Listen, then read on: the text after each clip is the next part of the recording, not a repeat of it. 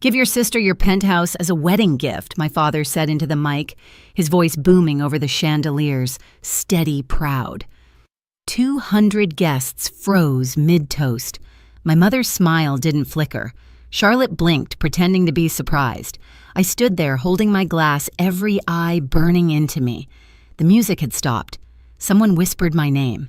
Then a man I'd never seen before rose from the crowd and said, calm but sharp, "Touch her assets again and you'll lose yours." The hall went silent. My father's jaw locked.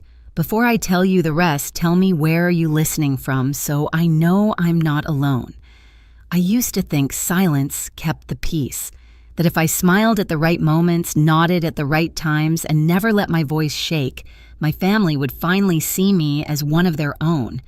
But peace built on silence cracks fast, especially in a house like ours. My parents loved appearances. My mother Carol believed perfection could be arranged like centerpieces, carefully trimmed, polished, and shown off to the world. My father Richard lived for applause. Charlotte was their masterpiece, the one who could do no wrong. And me, I was the line item they couldn't brag about but couldn't afford to lose. When people asked about my job, my mother would laugh lightly and say, "Isabella works somewhere in finance, I think." She never mentioned that I was vice president of Asia Pacific Development, that my signature could move millions. To her, success only counted if it came with a husband attached. Charlotte, on the other hand, didn't need to earn her shine. She was soft-spoken, radiant, the perfect daughter. She'd call me her big sister in front of guests like it was an accessory, a sweet prop to make her look humble. I played along. For years, I funded the little things that kept our family image intact, paid off a mortgage. When my father's deal went sideways, wired money to Mom for emergency bills, and even transferred $50,000 to help cover Charlotte's wedding. They never asked twice. They just accepted like it was my duty. The week before the wedding, my father pulled me aside. "You'll sit at the front," he said. "Your family, of course. Just remember, it's Charlotte's day. Keep things simple." Simple. I laughed later alone in my car. He had no idea what simple meant. When I arrived at the rehearsal dinner, the lights glowed soft gold over white roses. Everything was perfect, designed for photographs. My mother fussed over Charlotte's veil. My father shook hands with investors more than relatives. I stood by the bar, unnoticed, invisible again. Then Charlotte turned her smile sugar sweet.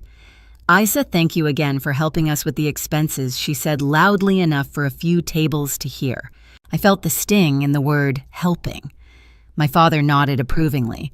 That was how they liked it, public gratitude that sounded generous, but made me small. Still, I told myself it didn't matter. I'd show up, sit quietly, play my part. One more night, one more performance. I didn't know that behind their polished smiles, my family had written me into the program of the wedding as the opening act, the sacrifice to make their perfect day complete. The morning of the wedding shimmered with that kind of sunlight that makes everything look innocent. But underneath the flowers and champagne chillers, I could feel something wrong pulsing through the day. My gut always knew before my mind did. I arrived at the hotel ballroom early, the scent of white lilies too heavy in the air. Staff buzzed like bees draping fabric, polishing glasses. My mother's voice cut through it all, sharp, commanding. "Make sure Charlotte's bouquet faces the left side. Her profile photograph's better." It wasn't a request. It never was. I was walking past the reception table when I noticed him, a man standing completely still, watching. He wore a charcoal gray suit and a tie flecked with silver, his posture calm but deliberate. He didn't look like any of the guests. When his eyes met mine, I froze. He gave a polite nod, then said quietly, "Be careful what they announced today." His tone was so even it almost sounded kind. Then he turned and disappeared into the bustle, leaving a chill behind him that clung to my skin. For a moment I wondered if I'd imagined it, but then my phone buzzed in my hand. A text from an unknown number. "They'll take what's yours tonight. Don't lose it." The words punched through my chest. I looked around, but no one was paying attention. My father was laughing with a group near the bar. My mother was adjusting Charlotte's train. Guests arrived in waves of perfume and noise. I stepped out to the corridor, heart racing. My penthouse. The one thing that was entirely mine, every payment, every sleepless night, every deal that built it brick by brick. It couldn't be that, could it? Just then, I heard my parents' voices through the half-open door of a side room. I shouldn't have stopped, but I did. My father's tone was low measured. During the toast, we'll make the announcement. It'll make Charlotte's gift unforgettable. My mother chuckled softly, and Isabella won't dare refuse. Too many cameras, too many witnesses. Pride can be useful. Charlotte's voice came next, hesitant but pleased. Are you sure she'll be okay with it? My mother's reply was syrup over poison. She doesn't need that space. She has her work. You deserve a home. The blood drained from my face. They weren't just proud, they were planning it. To take what I built and parade it as a gesture of sisterly love. I pressed my back against the cold wall, every muscle stiff. The chandelier light spilled across the marble floor inside the room, dancing on their smiles. I didn't step in, not yet, because for the first time in my life, I wasn't the one who would react. I was the one who would remember. I went back to my suite without a word. The hallway smelled like roses and expensive nerves. Inside, the air felt different still. Expectant like the pause before a storm, I set my phone down on the counter and opened the drawer where I kept a single folder: documents, statements, payments, ownership proofs. Every number, every signature, every piece of paper that tied that penthouse to me. I sat on the edge of the bed staring at them. 10 years of work compressed into ink and lines. My parents didn't build that home. They didn't stay up through time zones or chase contracts that nearly broke me. They only knew how to spend what they never earned. I forwarded the documents to my lawyer with one line: be ready at 8 p.m. ballroom A. No explanation, no emotion. Then I changed into a deep navy dress, clean, structured, unshakable. I wasn't going to blend in anymore. When I looked in the mirror, I barely recognized the woman staring back. My reflection looked calm, but beneath it was a blade waiting to be drawn. I fixed the diamond earrings I'd once bought to celebrate a deal that saved an entire department. That night, they would serve a different purpose, a reminder of who I was before they tried to take it away. Downstairs, the ballroom was already filling.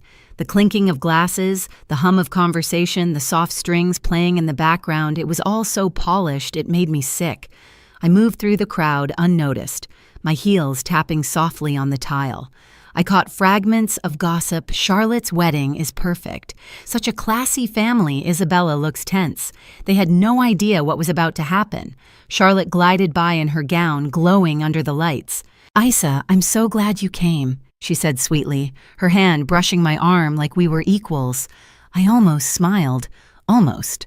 Moments later, my father clapped his hands for attention. "Everyone, please take your seats for the toast." My stomach tightened.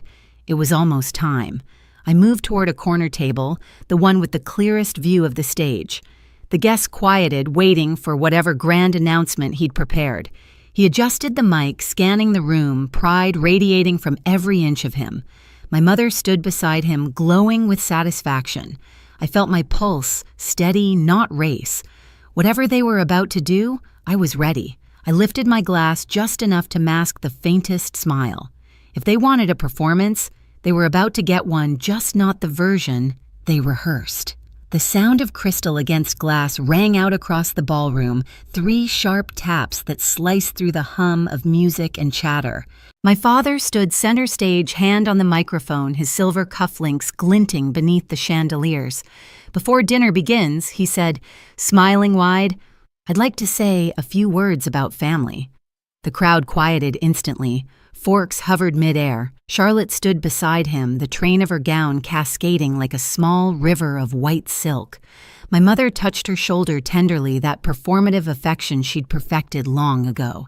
I stayed seated a few tables away watching. I already knew what was coming, but the human brain always clings to the smallest hope that maybe, just maybe, you misunderstood. My father's voice deepened. "A family's strength," he said, "is measured not by what we keep, but by what we share." My grip tightened around my wine glass. The crystal stem pressed into my palm. "And tonight," he continued, eyes sweeping the crowd, "we have something extraordinary to celebrate." My eldest daughter Isabella has decided to give her sister, he paused for dramatic effect, her penthouse as a wedding gift. The words dropped like a grenade. Applause broke out before I could even breathe. I heard gasps, laughter, a few cheers. Someone shouted, "That's incredible!" Cameras flashed, capturing the moment that was supposed to make me look generous, obedient, harmless. My father declared it into the mic before 200 guests, I thought, and I froze. I didn't stand. I didn't speak. For 3 endless seconds, I couldn't move. The air thickened, the smell of champagne turning sour. Charlotte pressed a manicured hand to her mouth, eyes wide with fake surprise. My mother's smile glowed with victory. "Isabella," my father said warmly, "come join us up here, sweetheart. Say a few words." 100 heads turned toward me. I could feel the heat of every stare waiting for me to smile to play along. Instead, I took a slow sip of wine. The glass trembled only slightly in my hand. My father's grin faltered. "Come on, darling," he coaxed the microphone, amplifying his cheer. "Don't be shy." The music had stopped. My heart hadn't. And then a sound. A chair scraping against marble. At the far end of the room, a man stood up. The same man from that morning, the one with the silver flecked tie.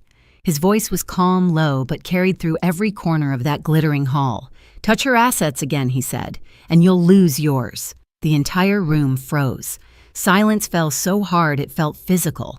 My father's face drained of color. My mother blinked, unsure whether to be angry or afraid. Charlotte clutched her bouquet, staring at the stranger. He began walking forward, each step echoing like a gavel strike. "William Carter," he said, pulling a sleek card from his jacket. "CEO of Carter Financial." The murmurs began instantly, gasps, whispers. People shifted in their seats. My father stumbled back half a step, recognition flashing in his eyes. "I believe you know my company," William continued. "We've been working closely with your daughter for 3 years now. The penthouse you're attempting to claim in this little announcement," he raised an eyebrow, "is part of her legal compensation package. It's protected by anti-coercion clauses under her executive contract." I could hear my mother's shaky breath from across the room. She reached for my father's arm, whispering something frantic. William's voice never wavered. "What happened here tonight," he said, "was a public attempt at asset seizure, and it's being live-streamed to over 10,000 viewers right now." Heads turned toward a nearby table where a cousin from the groom's side had his phone propped up. The red recording light glowed like an accusation. My father tried to recover his laugh, forced, brittle. "This is all a misunderstanding," he said. "A family joke perhaps taken too seriously." William's expression hardened. A joke that included coercion, public humiliation, and false claims of property transfer. He turned to the crowd. "Ladies and gentlemen, this is what exploitation looks like when it's dressed up as family love." The room erupted into whispers. A few guests rose from their seats. Others stared at me with new eyes, curiosity mixing with shame. My father's business partner, Mr. Patterson, stood up, his face pale. "Richard," he said sharply, "I invested in your company because I believed in your ethics. After this, Patterson Industries is suspending all collaboration effective immediately." Then Mrs. Williams from Logistics spoke up. "Same here. We don't work with abusers." And finally, David Kim, my father's oldest associate, added quietly but firmly, "Neither do we." My father's hand gripped the mic stand like it was the only thing keeping him upright. Charlotte was crying now, soft, confused sobs that didn't quite reach her eyes. "Dad, make it stop," she whispered, but it was already too late. The house of cards had collapsed. I stood slowly, the noise around me dissolving into a low hum. "You wanted a spectacle," I said, voice steady. "You got one." My mother turned toward me, her expression cracking. "Isabella, please," she hissed. "You're humiliating us." I took a step closer, my heels sharp against the marble. "No, Mother. You did that yourself." William handed her the microphone. "Perhaps Mrs. Hayes would like to explain her behavior for the record," he said evenly. She shook her head, trembling. "You can't do this," she whispered. "I already did, I said." The crowd erupted again, some gasped, others murmured approval. I saw phones raised, recording, capturing every second of my family's unraveling. My father's voice cracked through the chaos. Enough. This is our private matter. I met his eyes. You made it public. The silence that followed was colder than any scream. I didn't need to say more. William placed a gentle hand on my shoulder, guiding me toward the exit. Behind us, my mother's sobs rose, my father shouted something I didn't care to hear, and Charlotte's wedding day turned into a live broadcast of consequence. As the ballroom doors closed, I heard the last sound, a single glass, shattering on the floor. Outside, the night air hit my skin like truth. I looked up at the city skyline, the reflection of my penthouse glittering in the distance. For the first time, I felt its walls weren't cages, but armor. William stopped beside me. "Are you all right?" he asked quietly. I exhaled. "I am now." He nodded. "You handled that better than most would." I looked back at the glowing doors of the ballroom. "No," I said softly. "I just finally stopped apologizing." We stood there for a moment, two strangers bound by justice. Then he offered his card again. "When you're ready," he said, "I'd like to discuss something bigger." I didn't ask what. I already knew this wasn't the end of my story. It was the beginning of theirs. And behind us, the hall that once celebrated my silence had fallen completely, irreversibly silent. By the next morning, the clip had gone viral. 1 minute of footage, my father's announcement, my mother's slap, William's voice cutting through the chaos circulated across every platform before sunrise. Headlines called it the wedding scandal that shattered a family. My inbox overflowed with messages from strangers thanking me for standing up from women who'd been told for years to keep peace at their own expense. Meanwhile, the fallout for my parents was swift and brutal. Patterson Williams and Kim all withdrew their contracts. The company's stock dropped by half in 48 hours. My father's apology video suit tie hollow eyes was dismissed as damage control. My mother went online claiming she'd been manipulated only to be drowned by thousands of comments, calling her out for the slap everyone had seen in crystal clarity. Charlotte's perfect marriage unraveled before it began. Her husband's family backed out, unwilling to attach their name to the wreckage. I stayed silent through it all. I didn't need to defend myself. The truth had already done that for me. When William called to offer me a seat on Carter Financial's board, I said yes. Not for revenge, but for direction. Because for the first time, I was no longer surviving my family. I was rebuilding myself. Weeks later, I stood by the floor-to-ceiling windows of my penthouse, the city lights flickering like quiet applause. The same glass walls they tried to take from me now reflected everything I'd earned: freedom, clarity, peace. On the shelf beside me sat a framed photo of my grandmother, her handwritten note beneath it. "Don't let them take your light." I smiled. They hadn't. They never would. If you've ever had to stand alone at a table full of people who called it family, know this: you're not alone. Share your story below and hit subscribe. The next story might be yours.